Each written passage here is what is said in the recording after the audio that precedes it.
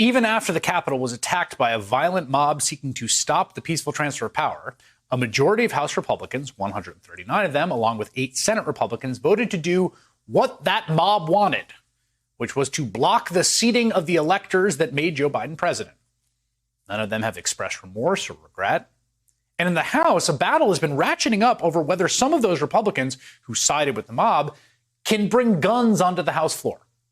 It started when metal detectors were stationed near the House chamber after the riot.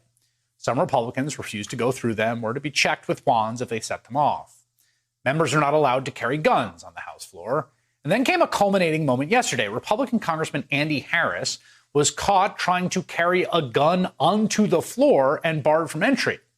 U.S. Capitol Police tell NBC News they are now investigating. It's worth noting that Harris almost got in a fistfight with other members on the night of the riot when Democrat Connor Lamb criticized Republican members for their election lies.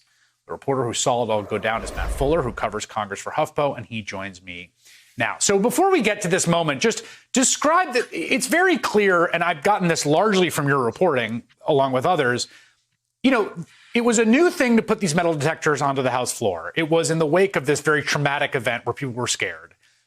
It's become this point of contention, right, where Republicans hate it and they try to walk around it. Like, what has been built? What built up to this moment?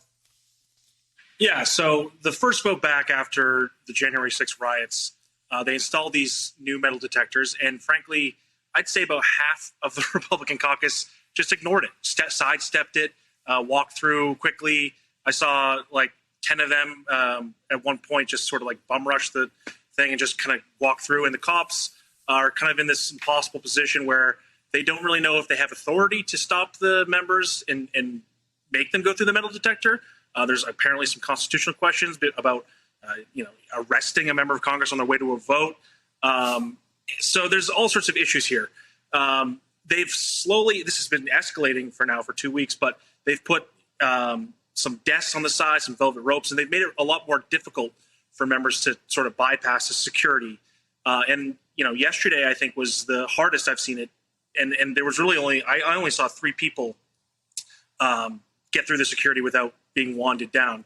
And there are steep fines coming. Eventually there's going to be a $5,000 fine for the first time and a $10,000 fine thereafter.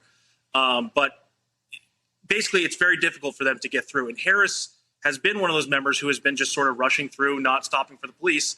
And yesterday with the new measures in place, a cop sort of stood in front of him, blocked him, and he was just sort of forced to be wanded down. And at that point, they found a gun on his side. This is certainly a concerning thing, particularly as you noted, because he's, a member who almost got into a fight 2 weeks ago. So wait, he gets wanted down. They find a gun. There was a detail you had that he just went and tried to give it to a colleague who was like, I don't want your gun. Yeah. So, I think a normal person going into the House chamber, if they were trying to bring a gun, they'd be tackled to the ground, arrested. With a member of Congress, it was sort of a polite conversation where he's very close to the cop. The cop sort of signals to another officer he's got a gun on him. And Harris just sort of walks away, and he's in this sort of vestibule area where there's elevators, and he's kind of just milling around. I kind of followed him in, and I saw him have a conversation with Republican John Katko, who's a former U.S. attorney, and he was basically having none of it. Basically, Harris asked him to take his gun for him, and Katko said, I don't have a license for that, and I'm not going to do it. And Harris kind of, he milled around a little bit more, and then he made a couple comments about he reminded his staff to tell him to take off his gun or something, and then he got in an elevator, and he left. And 7 minutes later, he was back, and I don't know where he put the gun. I don't know if he put it back in his office. But he got back on the House floor. He went through the metal detectors. There's no problem.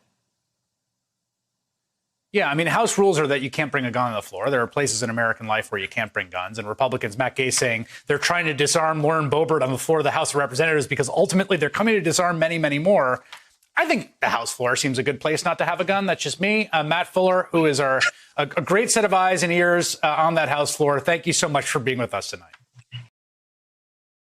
Hey, thanks for watching our YouTube channel. You should know that you can follow today's top stories and breaking news and catch up on your favorite MSNBC shows all in one place. Download the NBC News app today.